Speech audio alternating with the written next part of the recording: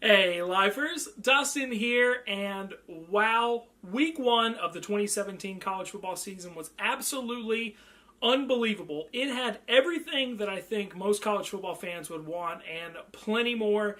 It will probably go down as one of the greatest season opening weekends in the sport's history. Is that too much to say? I don't think so.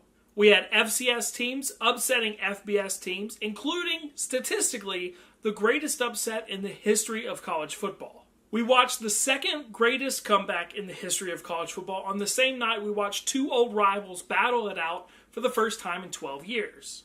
The final game of the weekend was a 2-overtime thriller that almost stretched it into Tuesday, almost had 6 straight days of college football, but alas, we stuck with the regular 5. There were season-altering injuries. There were brand new stars. There were upsets. There were blowouts. We even got brand new icons in the sports, such as Texas A&M's Pimp Stick, Miami's Epic Bling, and Tennessee's Turnover Trash Can, which now has its own Twitter account. This was an absolutely amazing and memorable 5 days of the college football season, so let's talk about it. And a little warning, this video is going to be longer than normal because there were just more games for Power 5 teams and for teams in general because of a lot of non-conference, Group of 5, and FCS matchups.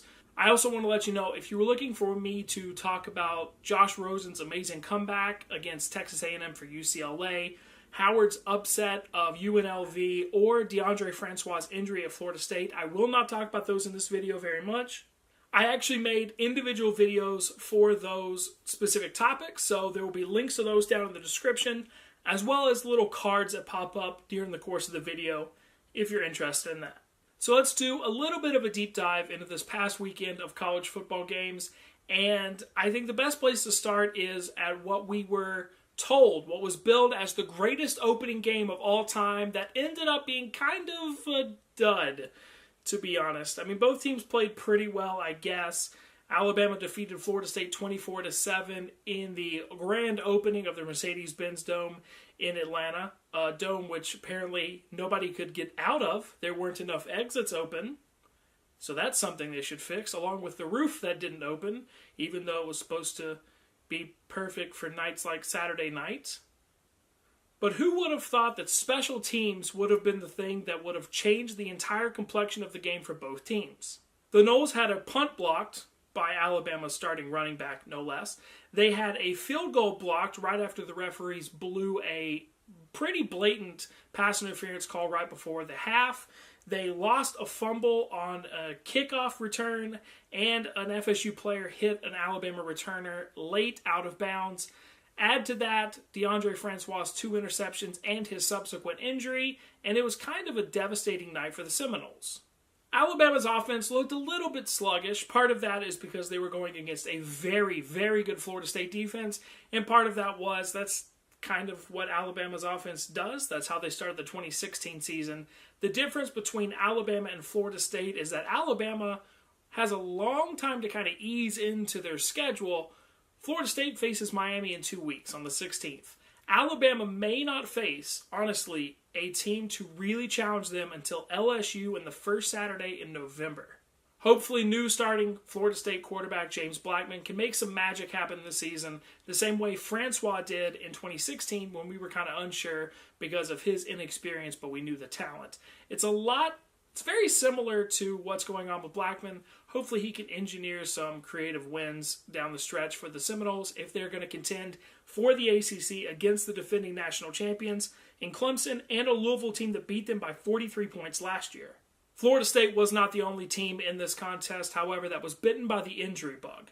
Alabama actually lost 2 starting linebackers in Christian Miller and Terrell Lewis. Both of them are lost for the season for differing injuries, and it is time for the next man up in Tuscaloosa.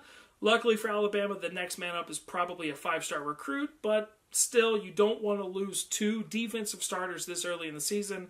But again, luckily for the Tide, they get to kind of ease into that SEC schedule and move some pieces around and figure out exactly who can fit where and the best way to scheme going forward.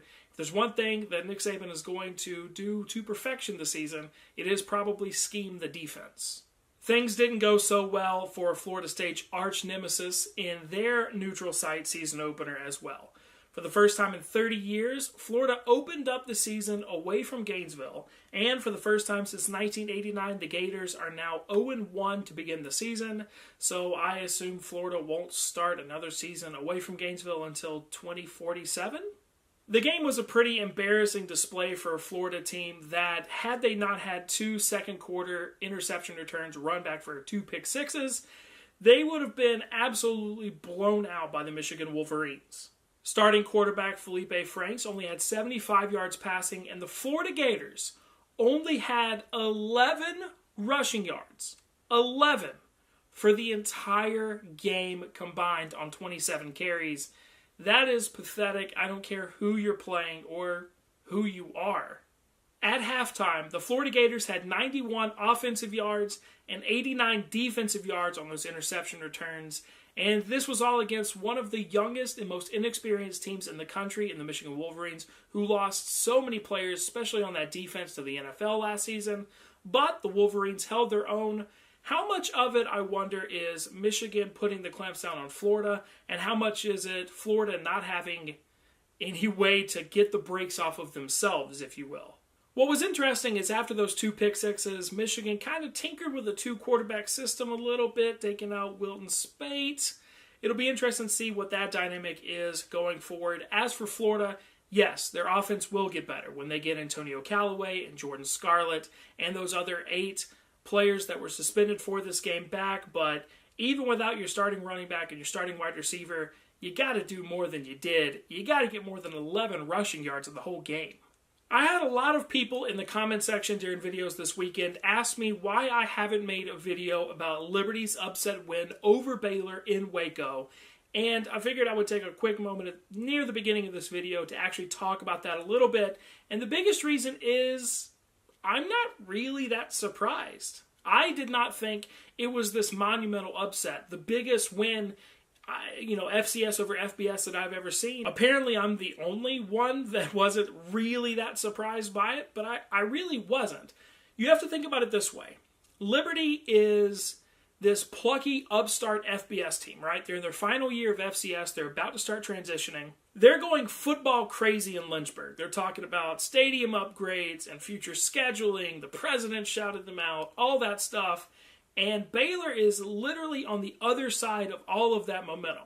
Liberty has a head coach in Turner Gill who is used to being an underdog and used to scheming against opponents that theoretically have better teams than the ones he has. Liberty has Baylor's old athletic director, which was there during the whole scandal. I have no idea how he got another job, let alone at a supposed Christian university. But then again, I guess Baylor was supposed to be a Christian university when all that was going on too, so who really knows? But think about everything that's gone on at Baylor over the last few years. They lost their all-star head coach. They had an interim head coach who wasn't ever permanently designed for that position. Their recruiting kind of went down the tubes. A lot of their star players either graduated, went to the NFL, transferred, or got arrested.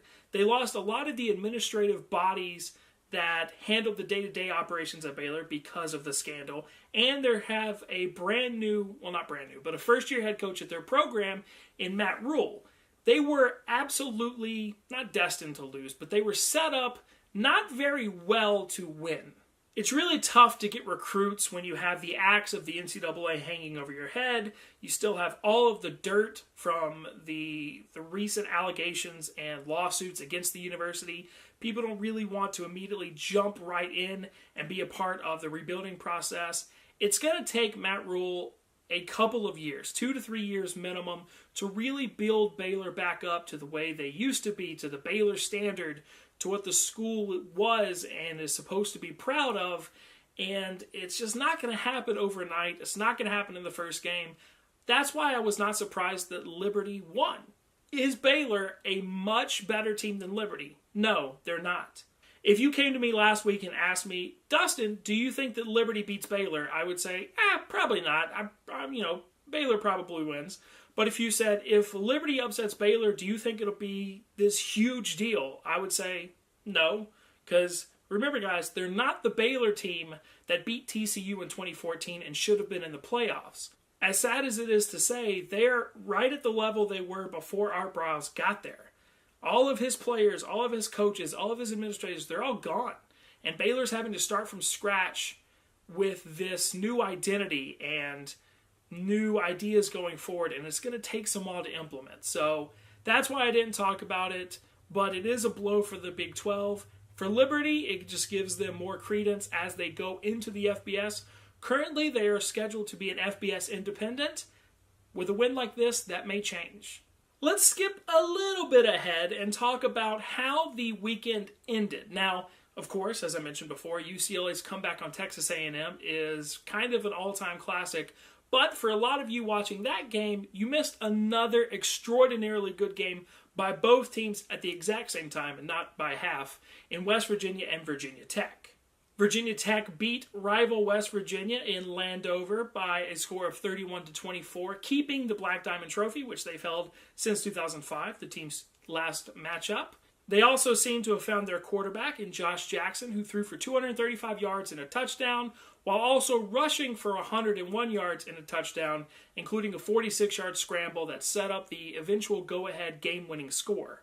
Former Florida quarterback Will Grier, boy, I bet the Gators wish they had him right about now, eventually settled down in his first action in about 2 years, really, and he ended up going 371 yards for 3 touchdowns and an interception. He was running around on that last drive like a chicken with his head cut off, trying to avoid sacks and blitzes, and he seemed to find someone in the middle of the end zone, tossed it to him a little low, and the receiver could not hang on.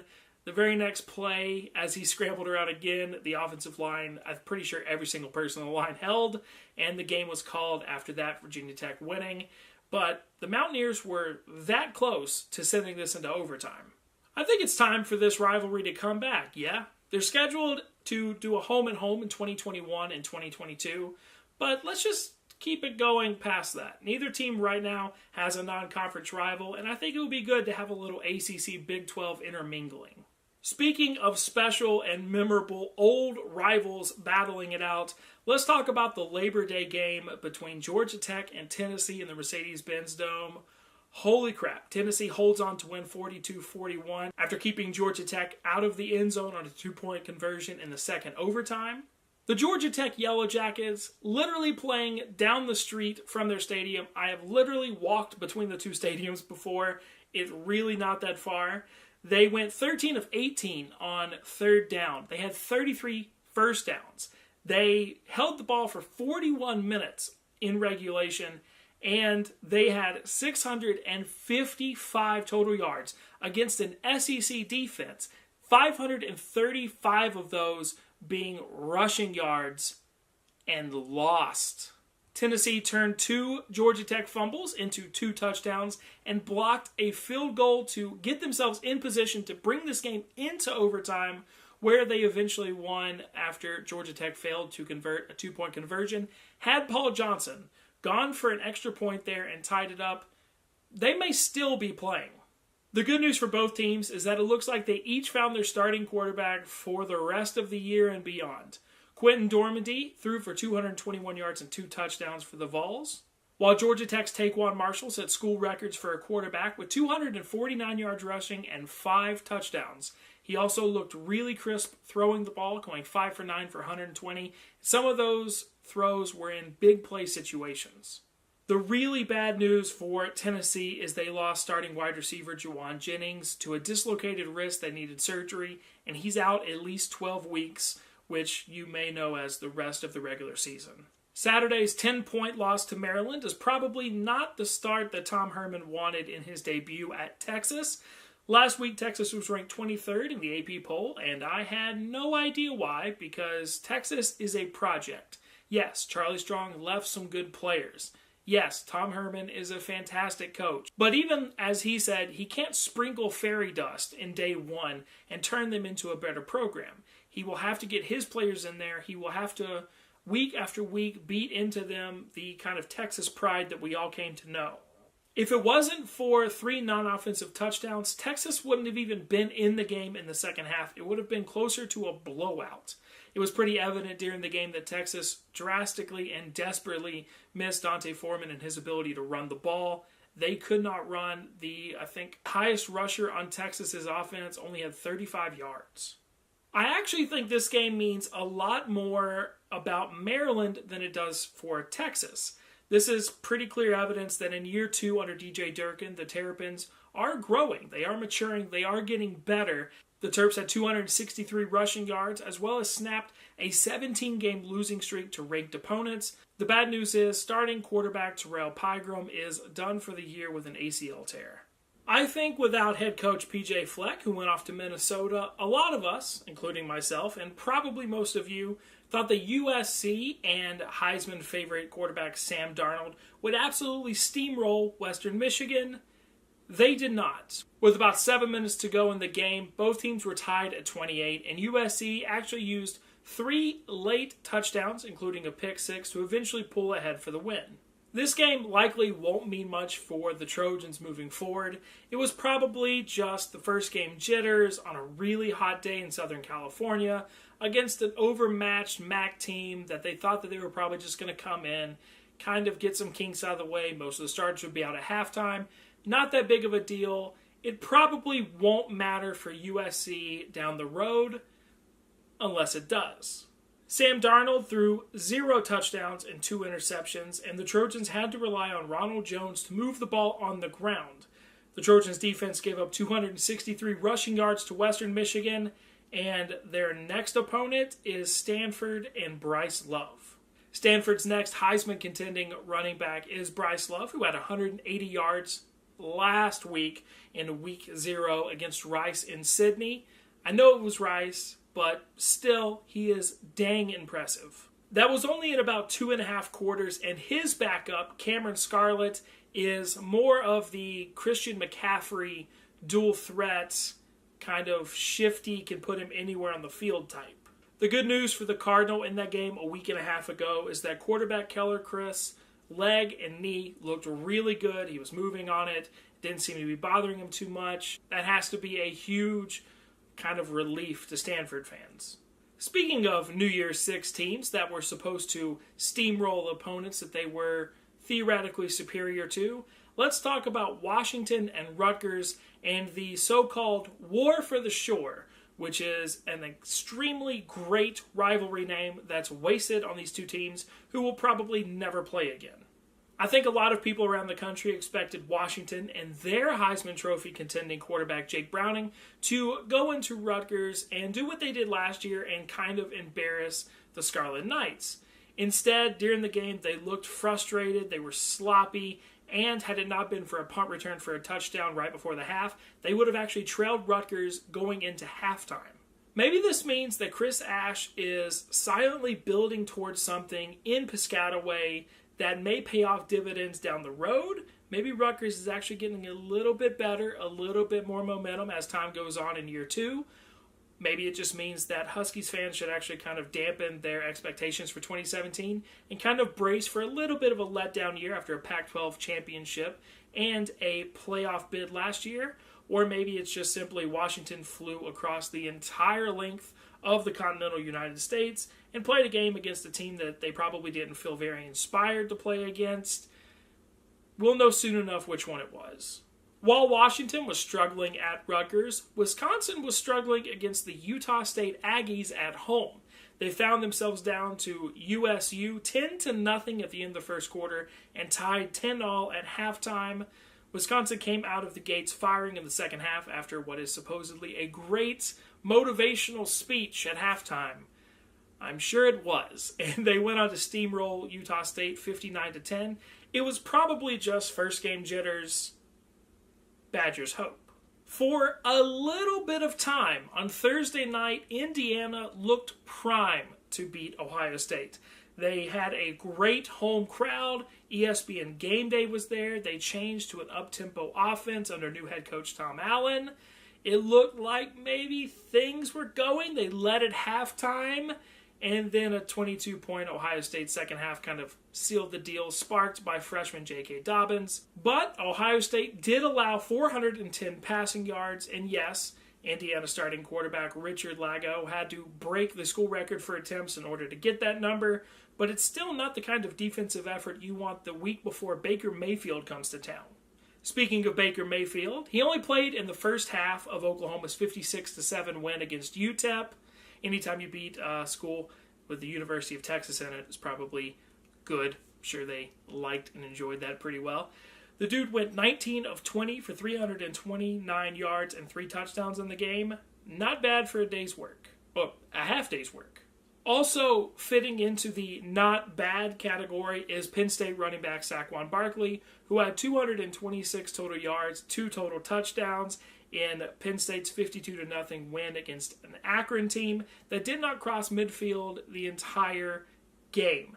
Quarterback Trace McSorley also had 3 total touchdowns in the win. I stand corrected, Akron fans. You passed midfield once. Let me give you your props. You passed it once.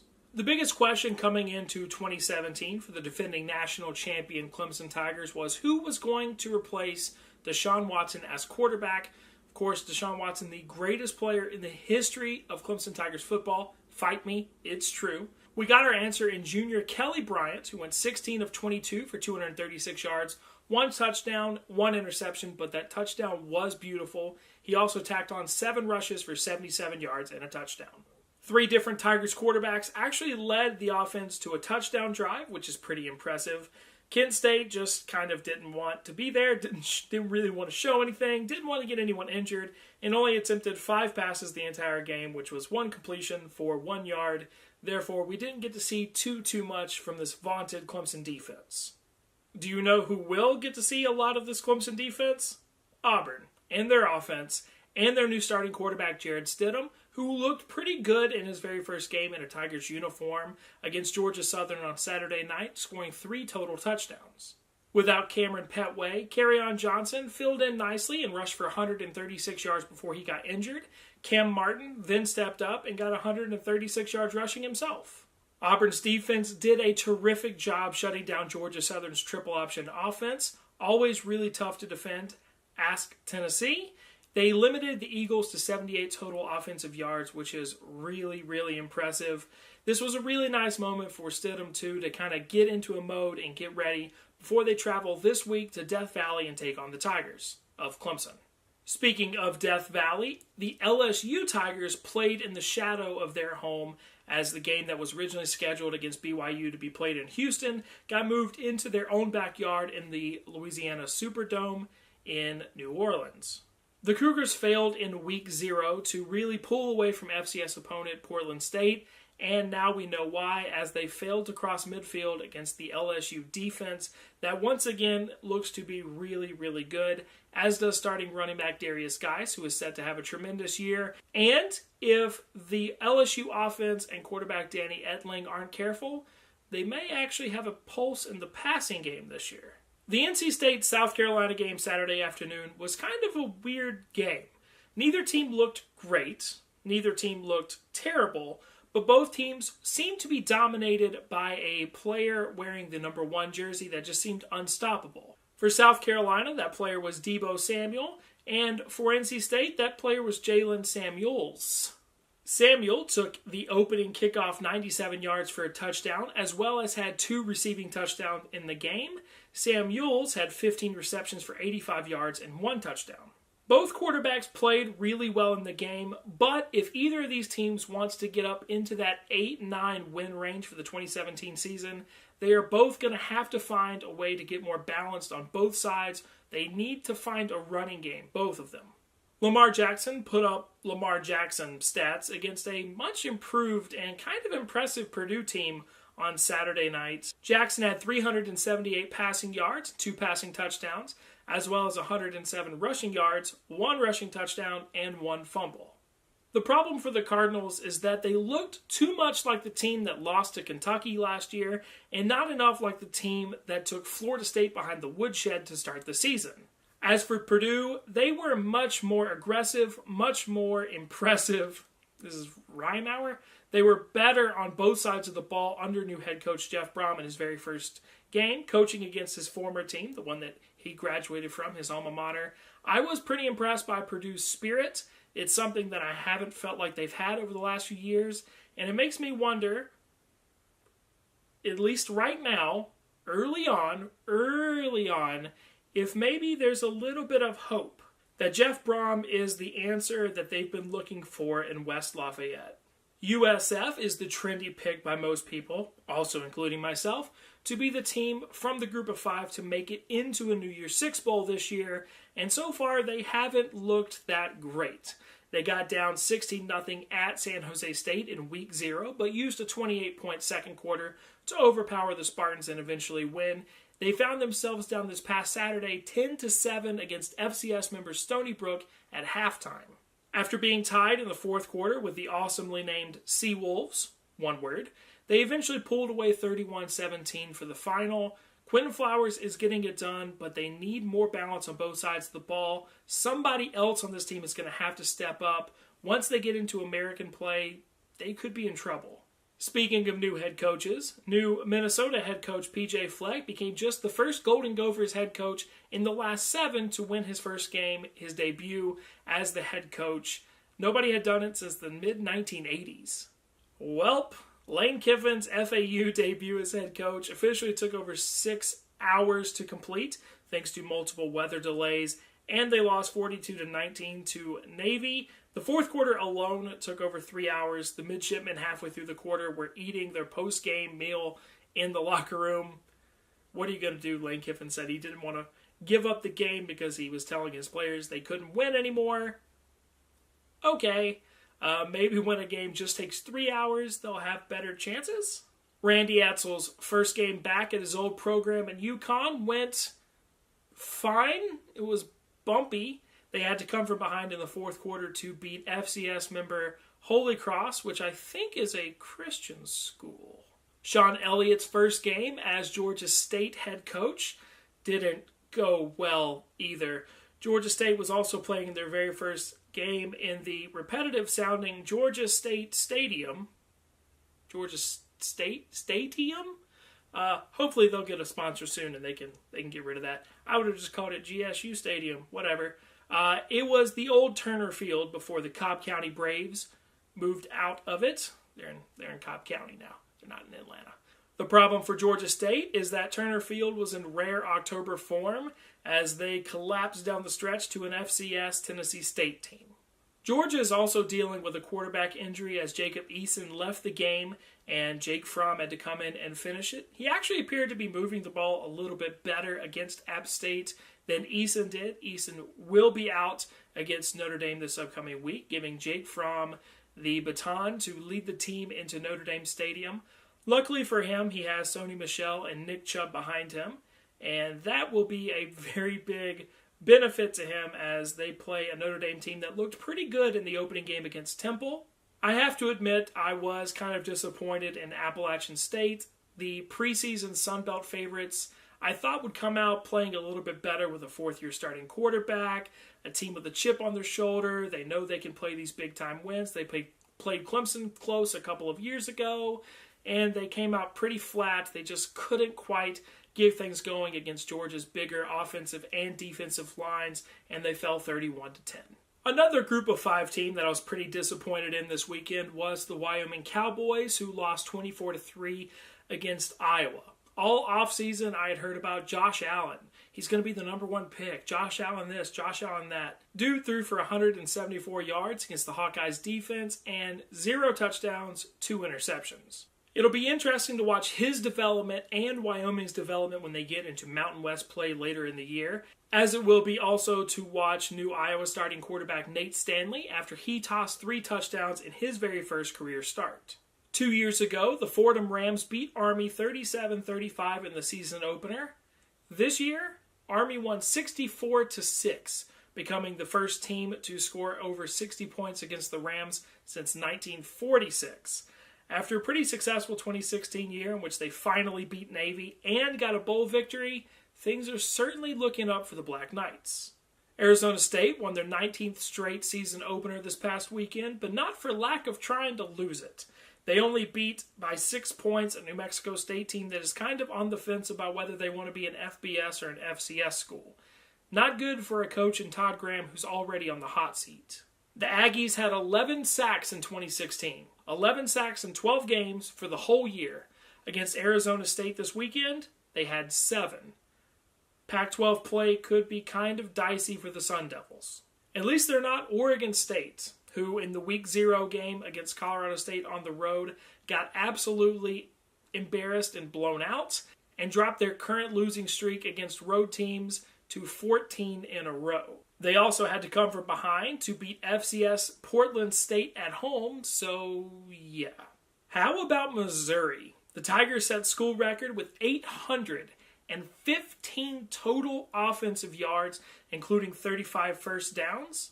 And quarterback Drew Lock set school records with 521 passing yards and 7 touchdowns. This was against an FCS team that got nearly 500 yards of total offense themselves, and Missouri's defense allowed this team to score 5 touchdowns before halftime. I'm sure not playing any defense is going to pay dividends once you get into the SEC schedule. Speaking of struggling against FCS teams, a year after defeating FBS national champion Clemson in the regular season, the Pittsburgh Panthers started off the 2017 campaign nearly losing to the FCS national champion runner-up in Youngstown State, who took the Panthers into overtime. This is not a good sign, considering they have to travel to Happy Valley this week to take on Penn State, who looked very impressive in their opener against a group of 5 team, beating them 52-0. And this will be a revenge game at home in a rivalry. Doesn't look great for Pitt right now. It was pretty clear on Saturday that they really missed old offensive coordinator Matt Canada, who's now at LSU. Now, to be completely honest with you, I don't know what the line or the spread was on this game, but I don't really think it's that big of an upset. FCS national champion James Madison beat East Carolina and their first-year head coach on Saturday in Greenville, North Carolina. It's weird for me to say because I'm from Greenville, South Carolina. But they beat them in Greenville. Now, I don't think it's that big of an upset because James Madison is coming off of a national championship at the FCS level, and East Carolina only won a single conference game last season. Now, I'm about to say something that I feel like a lot of teams need to listen to if they are not already paying attention. James Madison head coach Mike Houston is an asset. You need to grab him as quickly as possible. This man coached my cousin at Lenoir-Rhyne and took the Bears to the Division II National Championship. Then he went down to the Citadel, and they beat SEC school South Carolina.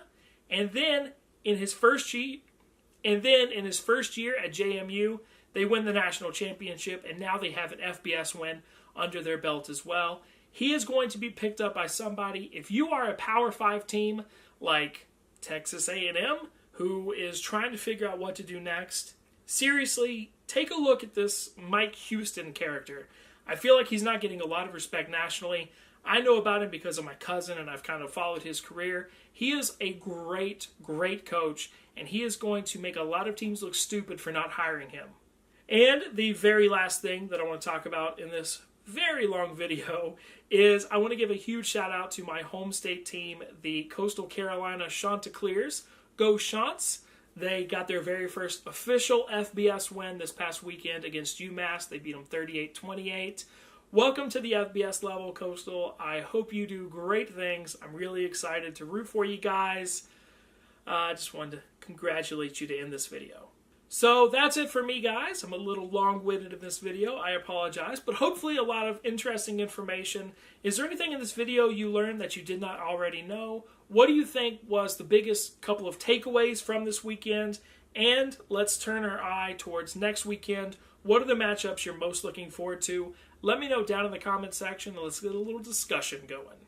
Thank you all so much for watching. I hope you enjoyed it. If you did, make sure to give it a big thumbs up. You can also click the circle right there in order to subscribe or watch any of the other videos over there to the right that YouTube has suggested for you. Thank you so much for watching, and as always, until next time. To really challenge them until LSU in the first Saturday in November.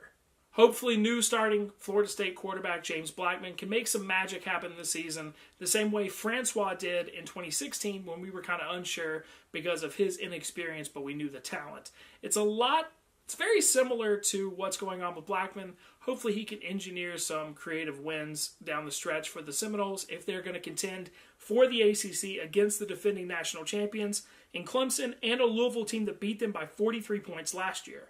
Florida State was not the only team in this contest, however, that was bitten by the injury bug. Alabama actually lost 2 starting linebackers in Christian Miller and Terrell Lewis. Both of them are lost for the season for differing injuries, and it is time for the next man up in Tuscaloosa. Luckily for Alabama, the next man up is probably a 5-star recruit, but still, you don't want to lose 2 defensive starters this early in the season.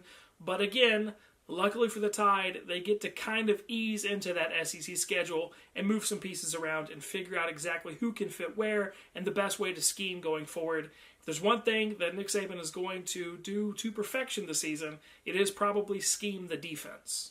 Things didn't go so well for Florida State's arch nemesis in their neutral site season opener as well. For the first time in 30 years, Florida opened up the season away from Gainesville, and for the first time since 1989, the Gators are now 0-1 to begin the season, so I assume Florida won't start another season away from Gainesville until 2047? The game was a pretty embarrassing display for a Florida team that, had they not had 2 second-quarter interception returns run back for 2 pick-sixes, they would have been absolutely blown out by the Michigan Wolverines. Starting quarterback Felipe Franks only had 75 yards passing, and the Florida Gators only had 11 rushing yards. 11 for the entire game combined on 27 carries. That is pathetic. I don't care who you're playing or who you are. At halftime, the Florida Gators had 91 offensive yards and 89 defensive yards on those interception returns, and this was all against one of the youngest and most inexperienced teams in the country in the Michigan Wolverines, who lost so many players, especially on that defense, to the NFL last season. But the Wolverines there weren't enough exits open, so that's something they should fix, along with the roof that didn't open, even though it was supposed to be perfect for nights like Saturday night. But who would have thought that special teams would have been the thing that would have changed the entire complexion of the game for both teams? The Noles had a punt blocked by Alabama's starting running back, no less. They had a field goal blocked right after the referees blew a pretty blatant pass interference call right before the half. They lost a fumble on a kickoff return, and an FSU player hit an Alabama returner late out of bounds. Add to that Deondre Francois' 2 interceptions and his subsequent injury, and it was kind of a devastating night for the Seminoles. Alabama's offense looked a little bit sluggish. Part of that is because they were going against a very, very good Florida State defense, and part of that was that's kind of what Alabama's offense does. That's how they started the 2016 season. The difference between Alabama and Florida State is that Alabama has a long time to kind of ease into their schedule. Florida State faces Miami in 2 weeks on the 16th. Alabama may not face, honestly, a team. Hey, Lifers, Dustin here, and wow, week 1 of the 2017 college football season was absolutely unbelievable. It had everything that I think most college football fans would want and plenty more. It will probably go down as one of the greatest season opening weekends in the sport's history. Is that too much to say? I don't think so. We had FCS teams upsetting FBS teams, including, statistically, the greatest upset in the history of college football. We watched the second greatest comeback in the history of college football. On the same night, we watched 2 old rivals battle it out for the first time in 12 years. The final game of the weekend was a 2-overtime thriller that almost stretched it into Tuesday, almost had 6 straight days of college football, but alas, we stuck with the regular 5. There were season-altering injuries. There were brand new stars. There were upsets. There were blowouts. We even got brand new icons in the sports, such as Texas A&M's Pimp Stick, Miami's Epic Bling, and Tennessee's Turnover Trash Can, which now has its own Twitter account. This was an absolutely amazing and memorable 5 days of the college football season, so let's talk about it. And a little warning, this video is going to be longer than normal because there were just more games for Power 5 teams and for teams in general because of a lot of non-conference, Group of 5, and FCS matchups. I also want to let you know, if you were looking for me to talk about Josh Rosen's amazing comeback against Texas A&M for UCLA, Howard's upset of UNLV, or Deondre Francois' injury at Florida State, I will not talk about those in this video very much. I actually made individual videos for those specific topics, so there will be links to those down in the description, as well as little cards that pop up during the course of the video if you're interested in that. So let's do a little bit of a deep dive into this past weekend of college football games, and I think the best place to start is at what we were told, what was billed as the greatest opening game of all time that ended up being kind of a dud, to be honest. I mean, both teams played pretty well, I guess. Alabama defeated Florida State 24-7 in the grand opening of the Mercedes-Benz Dome in Atlanta, a dome which apparently nobody could get